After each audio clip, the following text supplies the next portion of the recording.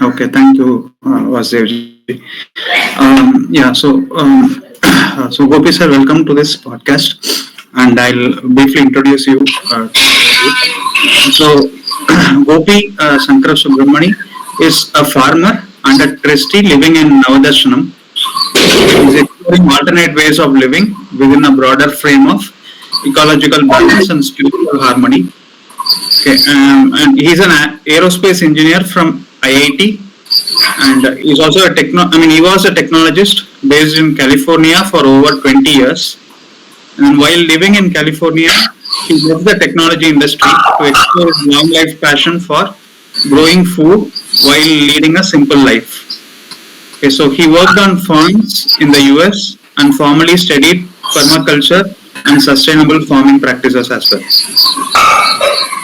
And about Navadarshanam, so Navadarshanam is a not-for-profit organization founded in 1990, and it is located in rural Tamil Nadu, adjoining a reserve forest about 50 kilometers from Bangalore. Okay, so the Navadarshanam community has been exploring alternatives to the modern way of living and thinking, seeking both ecological balance and inner peace.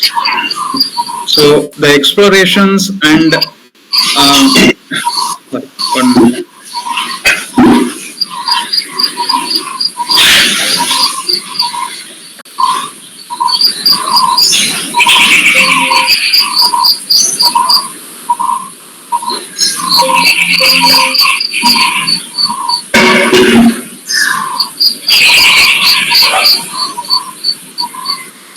Okay, sorry, the connection. So the explorations and experimentations that have been in the area of eco restoration and wilderness preservation, alternative energy, sustainable organic farming, water harvesting, health and healing, as well as promoting healthier and traditional foods. So, in fact, I think they are doing almost a wide range of things within Navadarshanam, and they also host visitor programs, workshops, and retreats to share the learnings in this area. So Navadarshanam has also helped to create and continue to guide the activities of a food initiative operated by the local villager community. So basically the local villagers grow organic and wholesome food choices, and Navadarshanam, as part of the CSA initiative, they also deliver to various areas in Bangalore. So this is brief about Navadarshanam, and again I welcome Gopi sir to this call, and I request you to take it forward. Thank you, Mr. Valiappan, and thanks everyone for having me here. Happy to share our learnings here. Should I start off by telling you about Navadarshanam and all the activities here? Is that? Yeah. Go ahead. Okay. So, like Mr. Valiappan said in the introduction, we've been around. It was founded about 31 years ago, and it was started by a group of folks who were all sort of in various walks of life, mostly professionals, who mostly well educated, but at very key points in their career, felt that that career wasn't quite satisfying, and some aspects of it were disturbing. As an example, the consumptive lifestyles and things like that. So we have Anantu and Jyoti, who are engineers. Anantu studied in Stanford and worked in IBM and Xerox, and then quit and came back to join the Gandhi Peace Foundation. We had a gentleman from Assam who was in the family of. They had a business of making tea machinery, but his heart was not in the business, and he devoted his energies here in Navadarshanam in the original sort of infrastructure. He was a very good engineer from IIT Kharagpur. We had somebody who came back from Cornell University teaching anthropology, inspired by Matsunobu Fukuoka, wanted to come back and explore natural farming. We had a Swami Sahajananda, who was into healthier cooking, eating as a vehicle to go deeper within and explore. So different people from different walks of life. The common threads were the need to explore a gentler way of life that will be gentler on the planet, most importantly, And even more important was this notion that we needed to do things that would ultimately lead to a deeper sense of inner fulfillment. So this exploration of an inner path was also a common thread. And the other common thread for all of them was this ideas that Gandhiji had in Hind Swaraj and about such things as not too much technology but appropriate technology and a lot of focus on rural aspects of life here in India.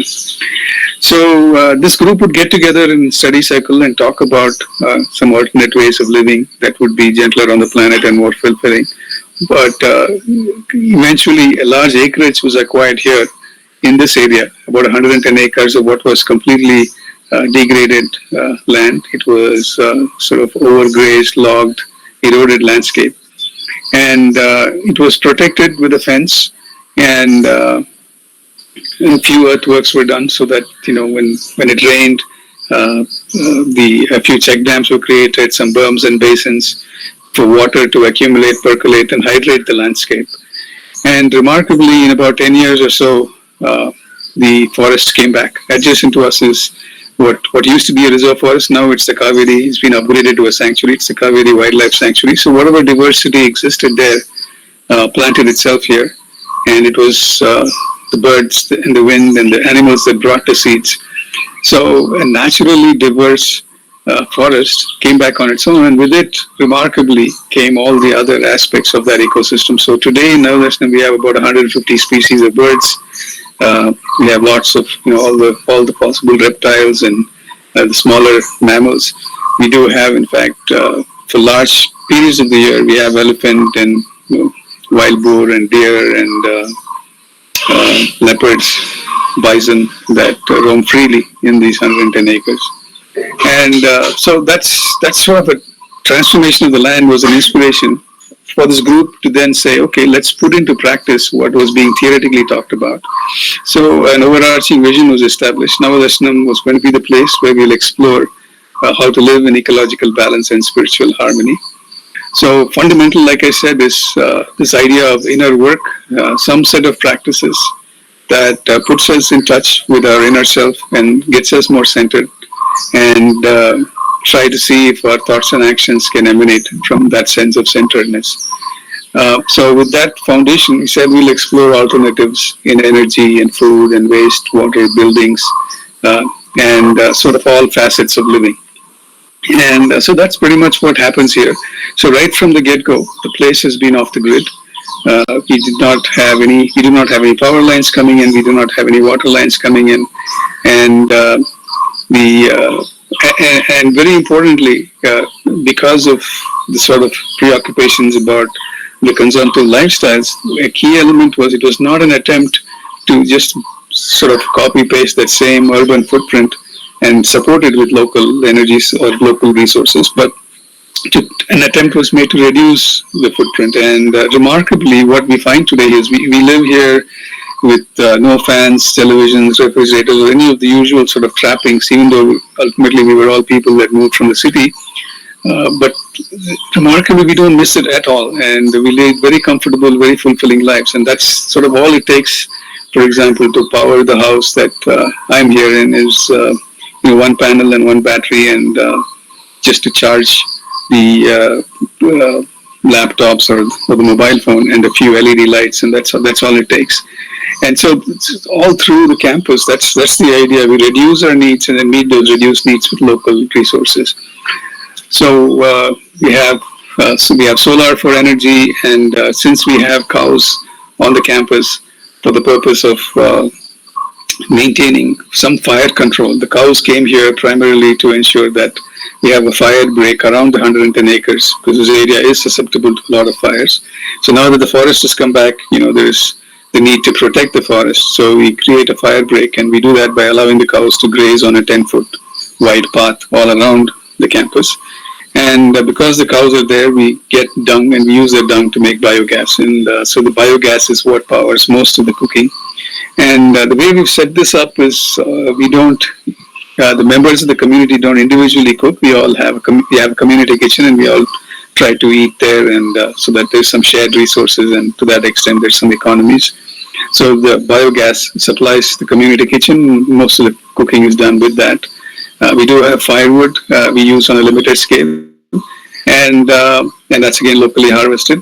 We do have LPG, and it's just as an emergency backup. If faced with the need to use it because the biogas, for whatever reason, is not generating enough, and we have a large group, then we might use it. But as far as possible, we try to avoid the hydrocarbon footprint.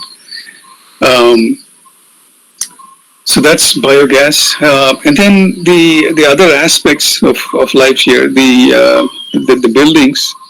If we all, because we came from urban settings, the thing that bothered us a lot about the urban settings was the sheer energy footprint of the buildings, both from the standpoint of the materials that go into the construction, as well as the ongoing energy footprint for maintaining it in a livable state. So very carefully we designed, and again, it was not an attempt to make what is considered to be perfectly natural buildings. We do use glass and steel, but we try to temper it in a way that we use the least amount of material that is required to have a comfortable dwelling. And the most important elements of the buildings are, they're built with compressed mud blocks, because the red brick that is used in conventional buildings is probably has such a high ecological footprint, given that we use nice, nutritively rich topsoil that takes millions of years to make. So that mineral-rich topsoil is taken in a kiln and burnt. The kiln itself is polluting, so the ecological footprint of those bricks tend to be so high. So we said right from the get-go, we'll use locally harvested mud, and we'll make compressed mud blocks. So a whole set of principles and values get embedded into that. One is that it's a local resource. So when we make a building, we first dig the foundation, and if the foundation soil is good enough to make the bricks, we use that. Otherwise, we try to dig a pond somewhere, and that serves as a water harvesting structure. So the mud from the soil is used along with a small percentage of cement to make these bricks. And then the bricks are sun-baked. They are not fired in the kiln. And the process of making itself is, fits into the rhythm of construction of the building. And we try to keep things on a human scale. So these are not made with machines. It's made by hand. It's a hand compressor that we use. And it provides employment for 5 people. It takes 5 people about a day to make about 500 bricks. And it's a nice sort of skill that they develop. It's a way for them to make, to earn a revenue income. And at the same time, we make these ecologically friendly bricks.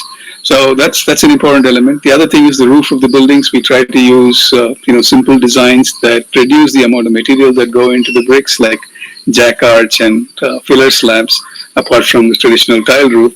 So we can get a flat roof design with about a third or 1/4 of the amount of material that goes compared to an RCC roof. And at the same time, structurally, the integrity is still there. So with these things, what we do is we reduce the ecological footprint of the house and the ongoing maintenance, because the filler slabs, for example, provide heat insulation in the roof. The other sort of thing that we learned from living in the cities is that the city buildings have become hot boxes, because there just isn't the simple principles of ventilation. So heat just builds up in the room. There is no place for it to go out. So the whole room heats up. We turn on the fan, the heat comes down, or we turn on the air conditioner, and then it takes a lot of energy to sort of cool it. Instead, if we provide a space for the hot air to go out, hot air is light, it rises, it has a place to go out, then it automatically cools the room. Cold air comes in heavier from the bottom. So all the rooms, all the buildings here have simple idea of ventilation, which used to be there a few generations ago. We seem to have lost it. So we've reintroduced this idea of ventilation, and it just makes a remarkable difference in the way the buildings manage the heat. And the fact that these compressed mud blocks are not painted, are not plastered and painted, ensures that they remain breathable. So there is an exchange of gases, and it self-regulates the temperature inside the building. So in summer, it keeps it cool. In winter, it keeps it warm. And this idea of self-regulation is something that we have sort of observed in nature, and we try to apply that in all facets of life here, and in the way we treat our bodies, in the way we treat our soil. That is our sort of probably the biggest learning that we've had in this natural process of regeneration that we've seen around. So the buildings tend to be very light and at the same time very comfortable.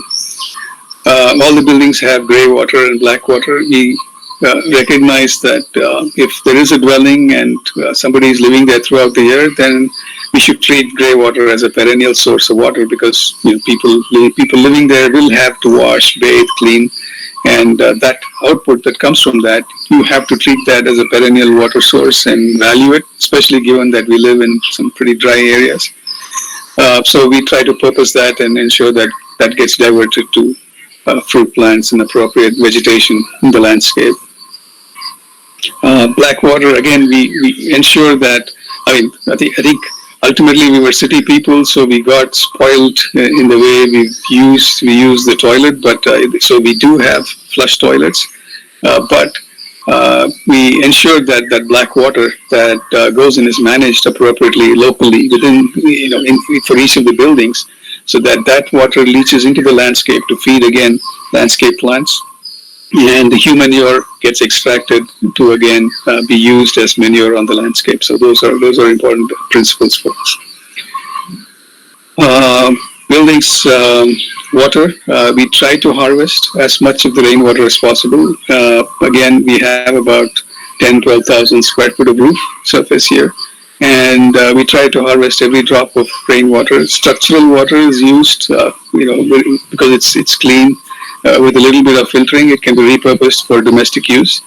And the way we've approached this is all the newer buildings have their own water harvesting structures. So when we think of a building, we think about the rooms in the building. We make sure that there is a room for the water as well. So we construct either above ground, ideally, or below ground, a water storage tank that can capture enough water to support the houses that building's needs for the whole year. So, for example, the building that I live in, there's about a 55,000 liter storage tank. It's all, the roof runoff is captured, filtered, and stored. And given the spread of rain that we have, it's completely self-reliant. There doesn't have to be any other water that's needed to maintain and live in that building. And typically, we have a quarter horsepower pump that pumps that water overhead tanks to supply the bathrooms, and that's again powered by the solar panel, so it all remains local.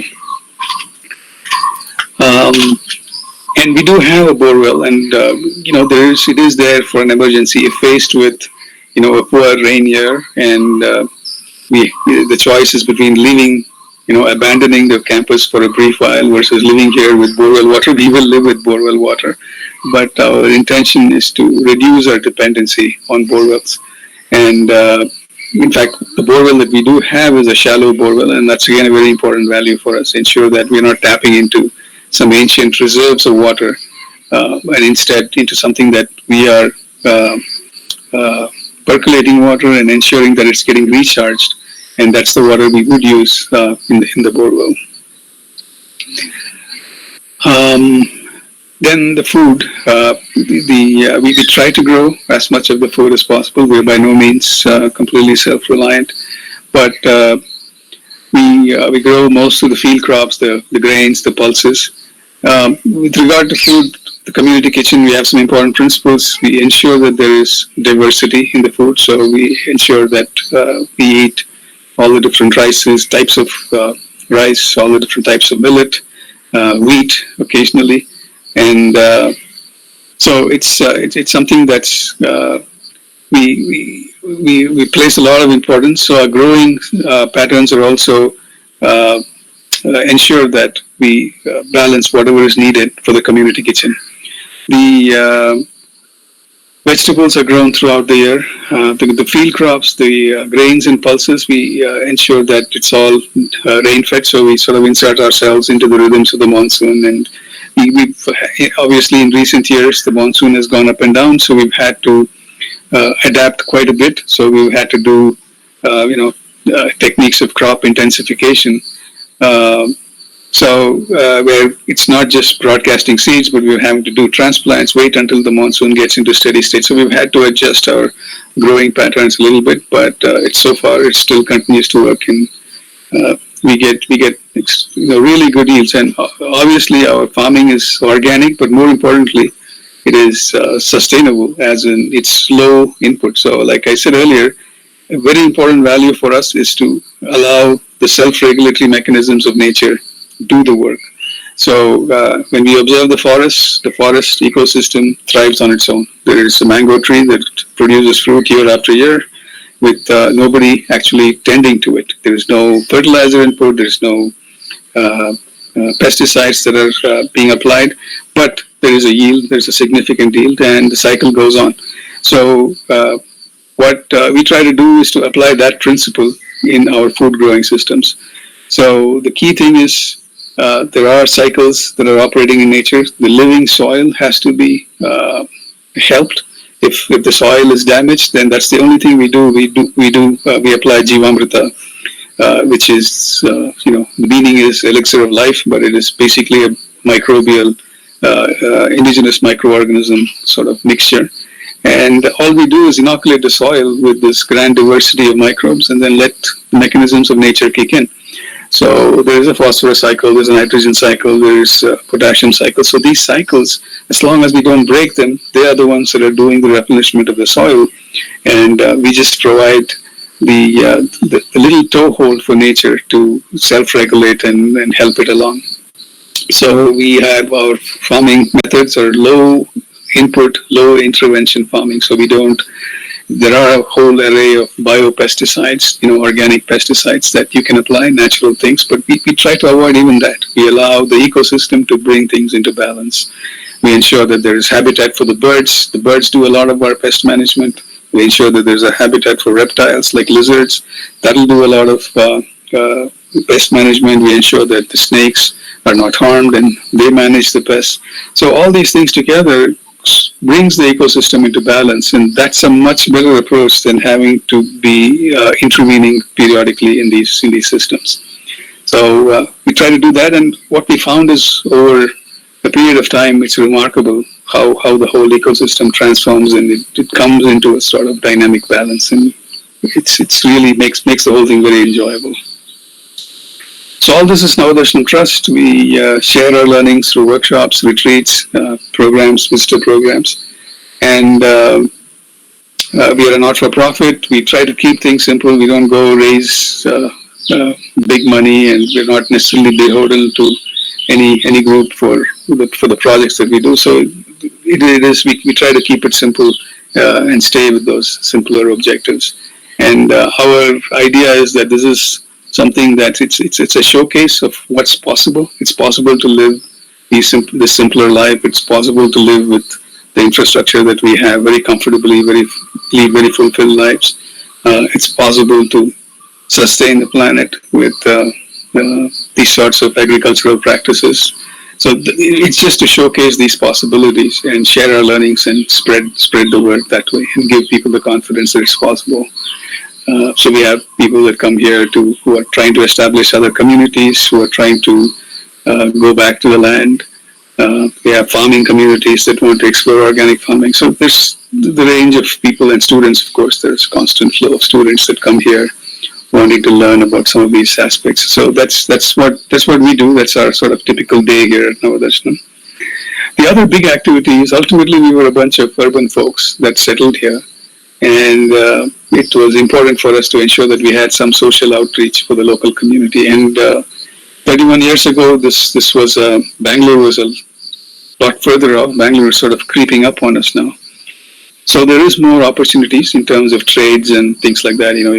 Could be a mason's assistant, carpenter's assistant, sort of jobs are there. But back then, it was definitely more wilderness here, and the local community of marginal farmers, 1-2 acre farmers, they don't have a livelihood beyond that 3-month phase of farming activity that where they grow ragi and awarekai. So we thought we'll create this food cooperative that ensures that they have a sustained livelihood from the income that comes from that food cooperative, while at the same time it offers folks in Bangalore a source for organic food products. So that's how it started. It started very small, and today it's doing reasonably well. It provides sustained livelihood for close to probably, if you look at the growers and the participants in the SHG and everybody, probably about 100 farming families. It's still small in scale, but that's a scale on which we wanted to showcase it, and it's doing pretty well. We try to spread the word about the benefits of organic farming, not just for our own health, but more importantly for the health of ecosystems and for the health of farming families. And it's given how times are changing, we find that it is extremely important to ensure that these activities continue, because the next generation, the progeny of the farmers of our generation, are certainly not interested in farming. The city is a big draw for them. So there's such a temptation to sell the land for a whole bunch of money, and then try to change and reinvent your life, and that's most of the time ends up being a huge disaster and sort of irreversible because you can't get back that land. So we try to ensure that these folks keep their farming lifestyles. There is enough opportunity for the next generation of the progeny of the younger generation of farmers to still make it interesting for them to participate. And so we try to do that as much as possible. And the community supported agriculture initiative was sort of one of those where we said we actually make the first generation of subscribers to the Navadarshanam food products were people that were primarily motivated by their own personal health. And what we asked is the next generation, the next wave, we said, let's not just think about our own health, let's think about the health of the environment, let's think about the health of the farming communities, because very soon, otherwise, these farming communities are going to disappear. And so it's a sort of a member participatory idea where people subscribe to a whole season of vegetables and groceries. And with that commitment and that monetary backing, we ensure that we as an Navadarshanam Trust, we act as volunteers in this whole enterprise. And we facilitate the cash flow so that the farmers have the cash flow to start setting up the infrastructure for the drip systems and all of that, and grow the food that's then supplied on a weekly basis to the urban consumers. So we try to provide that connection between the urban consumers and the growers here. And that's again going extremely well. There's a good civil society base in Bangalore that's keen on ensuring supporting these farmers. And to be, as intermediaries now, Navadarshanam is constantly talking to them and underscoring the fact that, look, you folks are busy in the city, you don't have time to grow your food. Here's somebody that's growing your food. Let's value it, respect it, and share the risks and the rewards. And that's the sort of role that we play there. So that's pretty much what the activities at Navadarshanam. So that food cooperative is a separate entity. It is owned and operated by the village community, and Navadarshanam community members are merely volunteers in that. So we are like a free management team that helps them with the accounting, the compliance, the computer support, as well as obviously providing the infrastructure to make and prepare all these value-added food products. The important thing for us, though, is that ultimately we are less. The important message that we try to underscore is the idea of inner work, because ultimately, that whole operation can grow. It can provide more and more and more income for these folks, but it is what is important for us is we are all people that gave up that consumptive lifestyle, and the last thing we want to do is to set up an enterprise that puts all of them on that same path. So in our interactions with them, we constantly underscore the need to reflect this idea of inner work is very important.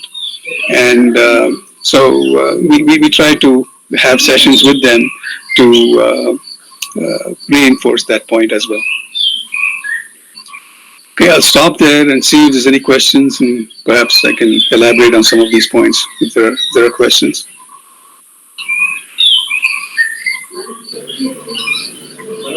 Thank you, Gopi. Very nice presentation. You will be happy to know that Vivekananda Kendra and Adep also is almost carrying out all these activities which Navadarshanam is doing. In fact, this digital exhibition is only to propagate the ideas what you have just now elaborated. I hope we'll have a continued relationship with Navadarshanam. Sure, certainly. Now over to Madan for moderating the discussion.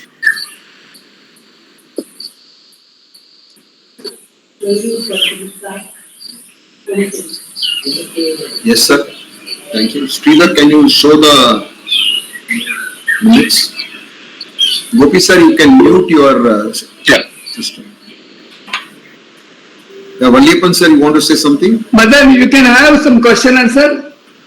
Yeah, reflection, this would be better actually from the participants. That's what I was looking for. Over to the participants for questions on the presentation made by Sri Gopi sir.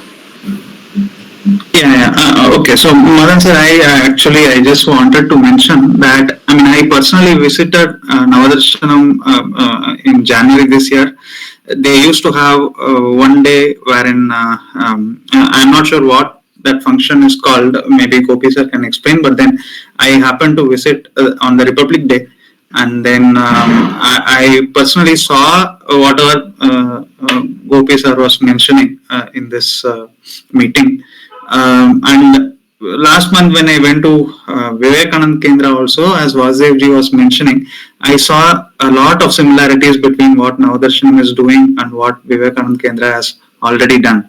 So I just wanted to mention this. Vasudevji already mentioned it, but from my personal experience also I saw this. And one question to Gopi sir is, like, on the access point of view, like to Navadarshanam, is it like two-wheeler or four-wheeler is the only way to come, or is there any public transport through which we can access still? Yes. So I'll answer both of them. So your first point was about January 26th. Yeah, January 26th, Republic Day is our annual day. For the longest time, actually, we had it on Gandhi Jayanti, October 2nd, and then for some other logistics reasons, it was changed to Republic Day, January 26th. So it's our annual day or open house when it's an open day for all our friends and acquaintances to visit us. Usually there's a theme.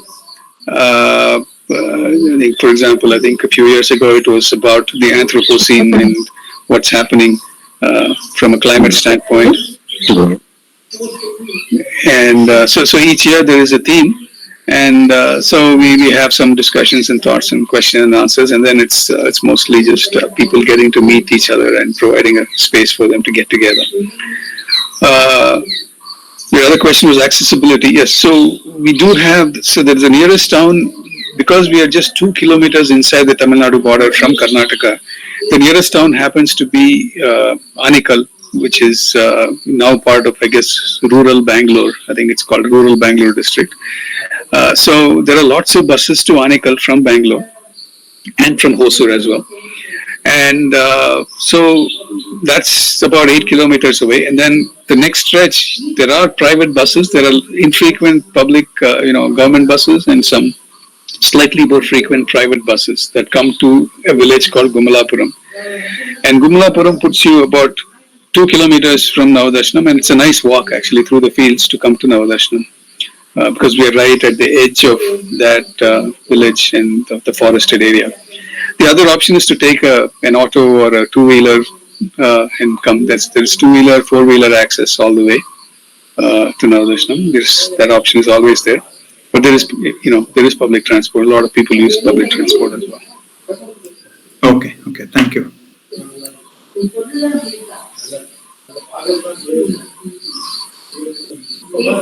Prakash, you wanted to say something?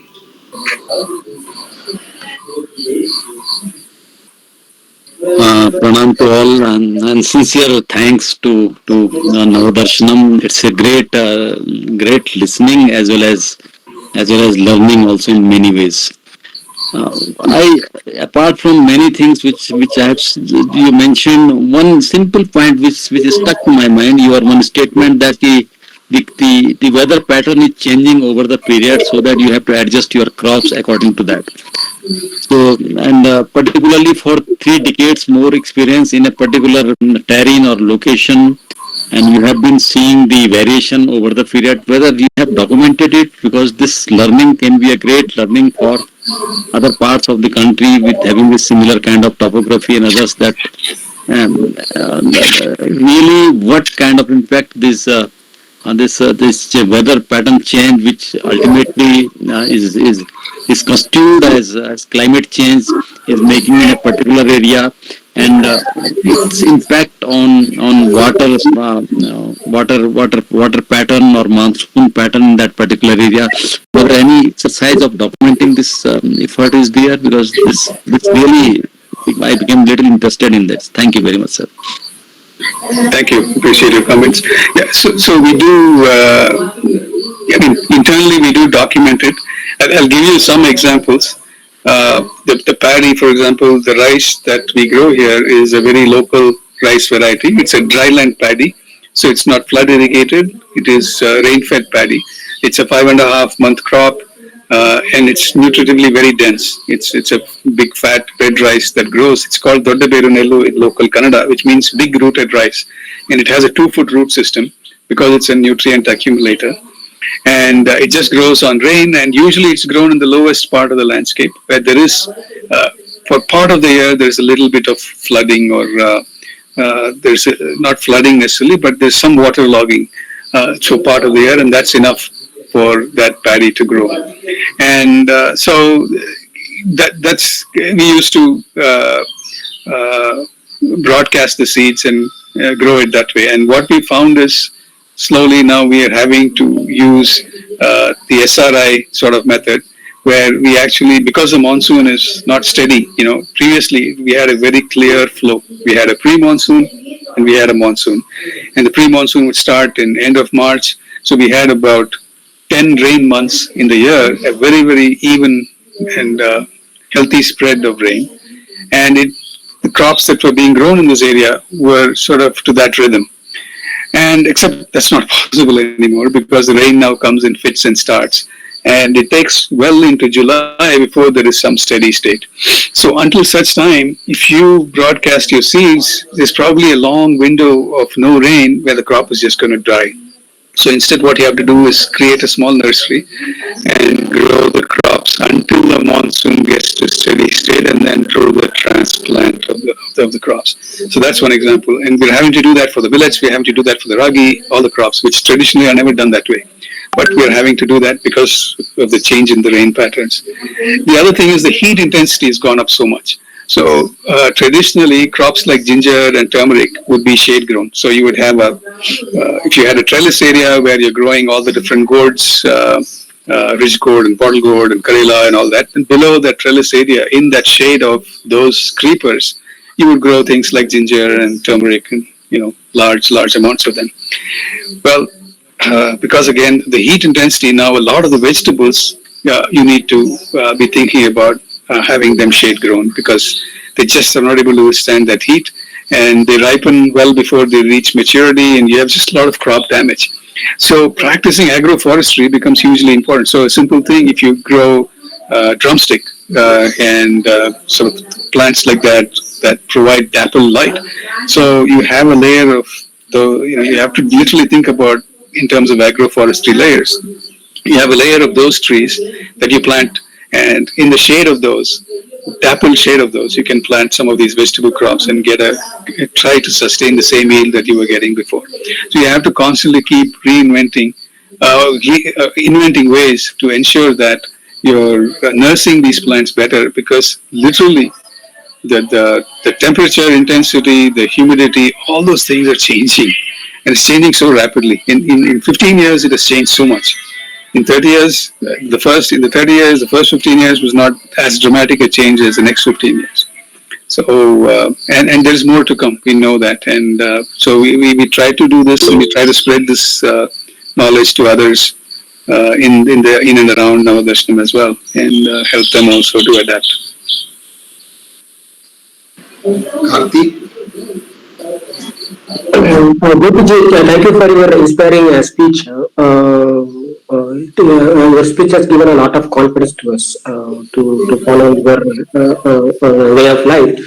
So I'm interested to know the management part of the community. So how many people are living? Is it a family type or individuals? And how do you manage the community? Great, Thank you. great. So the governance has been probably the biggest challenge, not because of anything else other than uh, it's hard to get enough people that are in the sort of same mind space and willing to sort of participate. So anyway, in terms of governance, so Navadarshanam Trust, everything is held by the trust. So when I moved in, there wasn't a place for me to stay, so I would use my funds to make a building here. And there are some guidelines. We don't try to make elaborate structures. Simple, whatever is needed for me. But that is not something that belongs to me. There is no idea of inheritance or any of those things. So that belongs to the trust. So this building is literally like a contribution that I make to the trust. But as long as I'm here and living by the values of the trust, it's safe to say that I can continue to live here. That's an important aspect. And in terms of governance, there's a board of trustees, and some of the trustees are resident, and some of them are not resident. And the resident trustees have the operational responsibility of managing the place. And usually we have one person nominated as an executive trustee who is the overall in charge.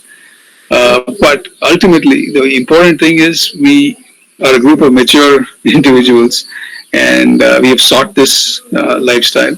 So there's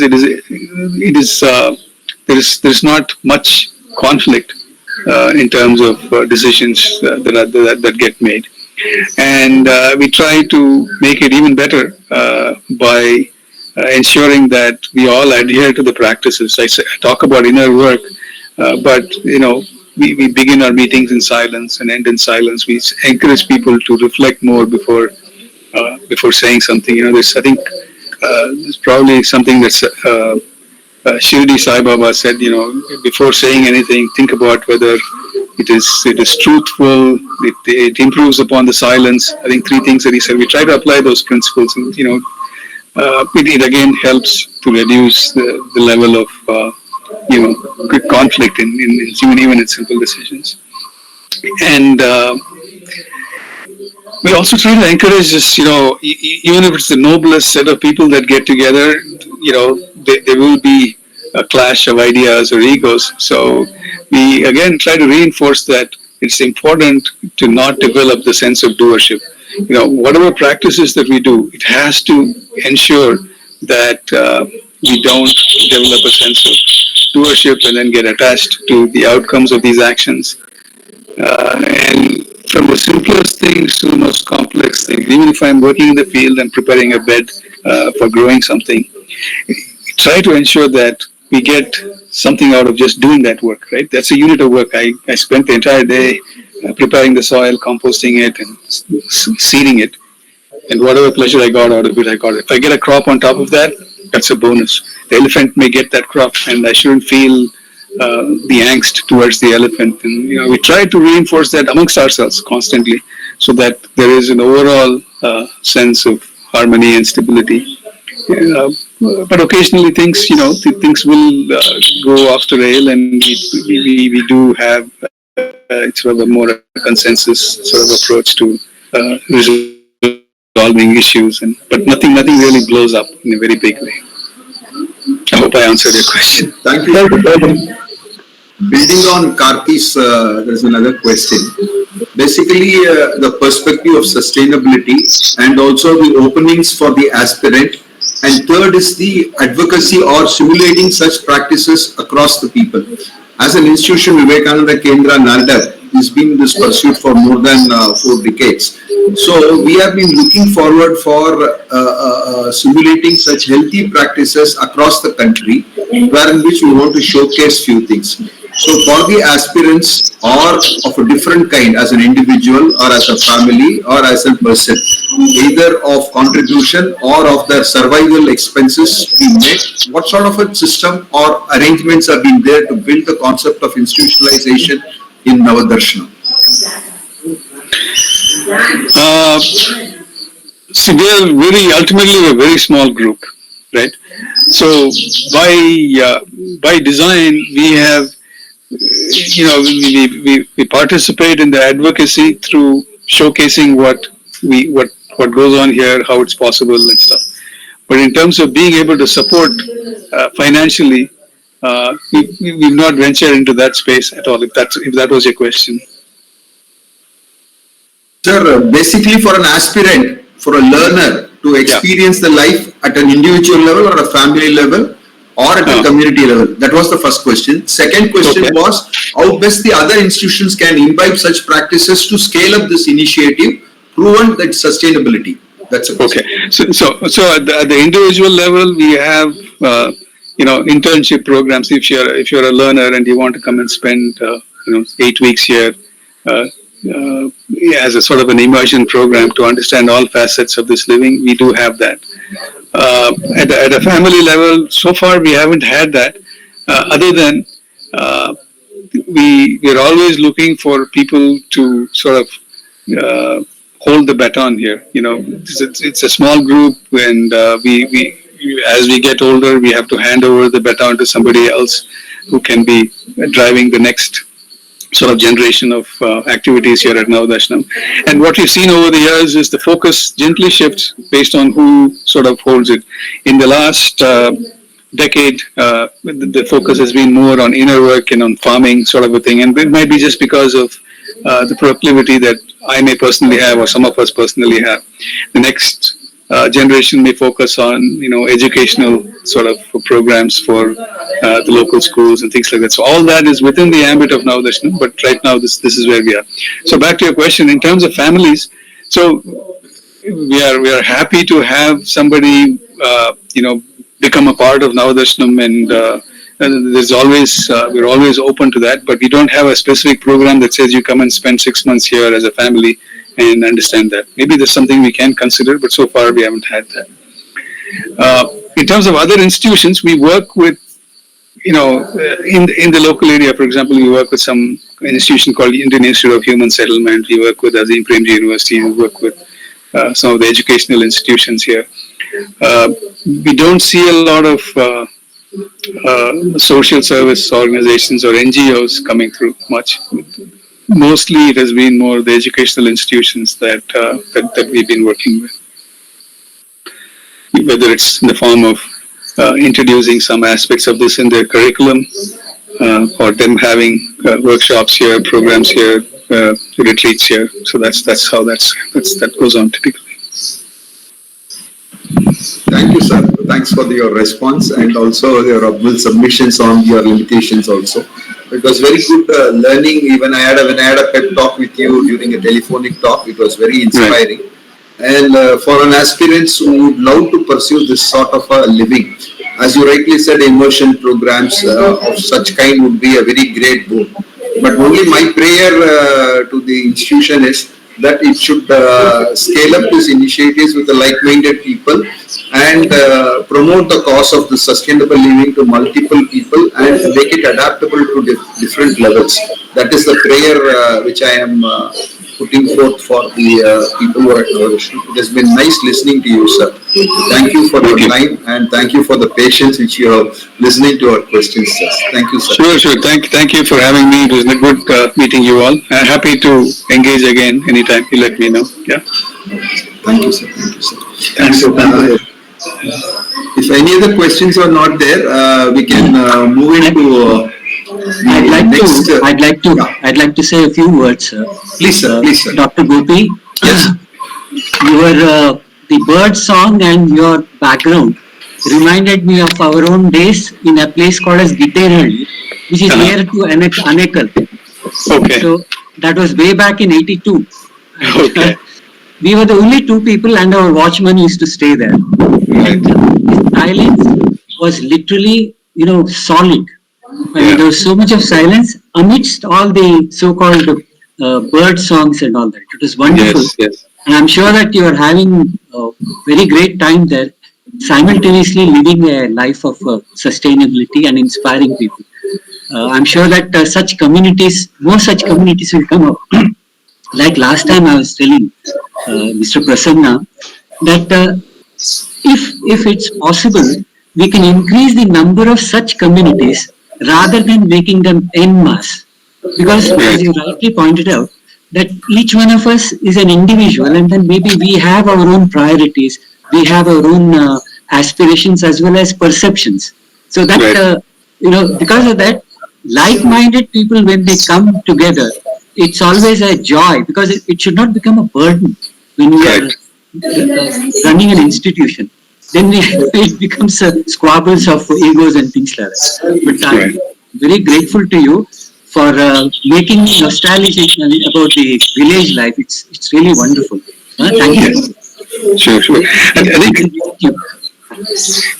I think what we try to emphasize is that, we talk about sustainability in the aspects of the external life, but what we see so much of, especially in the younger generation now, is, I think there's a disease called climate anxiety, right? So people are almost rendered helpless. They don't know what to do, because you see a perception there is of a collapsing world and dwindling resource base. Now, there is truth in that, but the resilience we emphasize has to come from within. Nothing from the outside is ultimately going to give us fulfillment. Fulfillment is something that has to come from inside through our practices, touching our own inner sense of divinity that remains unchanged. No climate change can affect that inner presence. So we try to tell people, it's in today's world, more important than anything else, it's important to build that resilience. And so a very important aspect of this space is also that is, we tell people, the Ramana Maharshi used to say, Chumma iru, that means just be. So one of the questions we ask people that want to come here for an internship is, are you capable of doing nothing? And it's not inaction in one sense, but it's building inner resilience so that you have the strength to, when the outer actions pose the challenges, you have that resilience to work through it. And we find that it's extremely important. And there's lots of people that also benefit from that, is what we have found. Anyway, so I just want to share that. So Gopi, incidentally, our Raghu also looks like your younger brother. Not only look, but both of you are on the same page. He also talks about the inner sustainability and inner peace rather than doing something. Raghu, please, if you don't mind, have a camera so that whatever I am saying is Gopi also will. Good to meet you. Very good. Thanks a lot. Thanks a lot. Thanks a lot, sir. Anybody questions are there? In fact, it's a natural expression of our own immense goodness being manifested through reflections. And we'll all try to take the good from all the podcasts which comes, and you see that how best we could synthesize and take it to the next level. Thank you, sir, again. Thank you. The next thing we will go on for another interesting thing before we start building on it, to get the feedback from our working group members. I would love to show, in fact, last time we had meetings on the reels to be taken on the concepts of Sri Dilip Kulkarni, which he propounded of 100 ideas on his book for the environment. So this time we will try to show you a reel being taken.